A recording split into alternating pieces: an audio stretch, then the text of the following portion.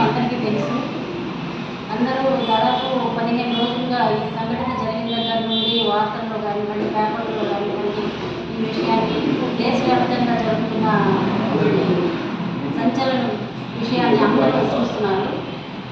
అసలు మన దేశం ఏమైపోతుంది, ఎటు వెళ్తుంది, ఆడవాళ్ళ మీద ఎంత చర్యలు ఎందుకు జరుగుతున్నాయి, ఈ గవర్నమెంట్ కానివ్వండి, చట్టాలు కానివ్వండి ఏం చేస్తున్నాయి?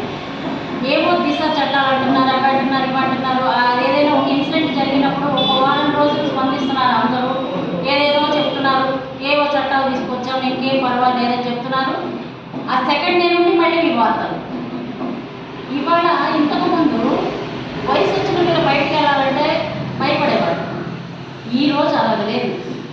సమాజం చాలా దారుణంగా, అతి క్రూరంగా పసిపిల్లల దగ్గర నుంచి ముసలి వరకు బయటకు వెళ్ళాలంటే భయపడే స్థితి ఏర్పడింది. ఇలాంటి స్థితి ఎందుకు వస్తుంది? మన చట్టాలు ఏం చేస్తున్నాయి? ఈ గవర్నమెంట్ ఏం చేస్తుంది? ఇలాంటి విషయాలు ఎందుకు ఖండించాలి? ఎంతకాలం వచ్చుకోవాలి? అంతేకాకుండా ఈ కేసుని పక్కదారి పట్టించాలనే ఉద్దేశంతో ఆ పిల్లని 4 వ్యక్తులు క్రూరాతి క్రూరంగా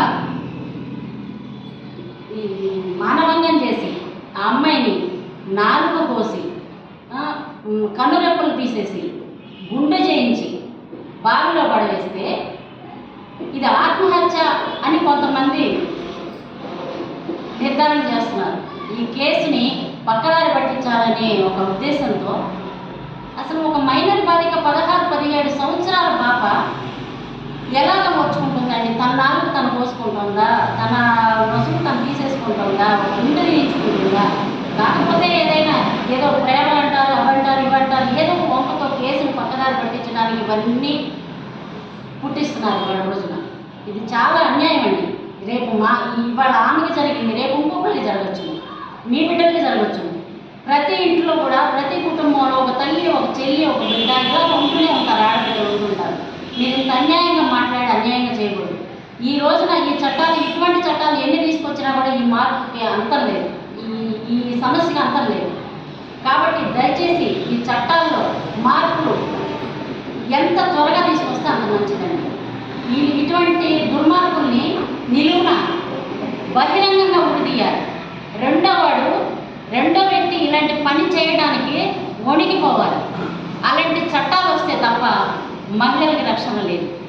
దయచేసి అందరూ కూడా పార్టీలకు అతీతంగా, కులాలకు అతీతంగా ఈ మహిళలపై జరిగే ఈ అన్యాయాన్ని అరికట్టే విధంగా అందరూ కూడా ముందుకు వచ్చి దీనికి ఏదో ఒక మార్పు, దీనికి ఒక పర్మనెంట్ సొల్యూషన్, ఏదో ఇలాంటి ఇన్సిడెంట్ ఒకటి జరిగినప్పుడు ఒక 4 రోజులు 10 రోజులు ఏదో అరుచుకోవడం చేయడం, మేమేవో చట్టాలు తీసుకొచ్చాం, అవి తీసుకొచ్చాం, ఇవి తీసుకొచ్చాం, నీకు ఇబ్బంది లేదని చెప్తున్నారే తప్ప అది జరిగిన మరుసటి రోజు నుంచే ఏ ఫోన్లో చూసినా, ఏ టీవీలో చూసినా, ఏ పేపర్లో చూసినా ఇవే నిజం.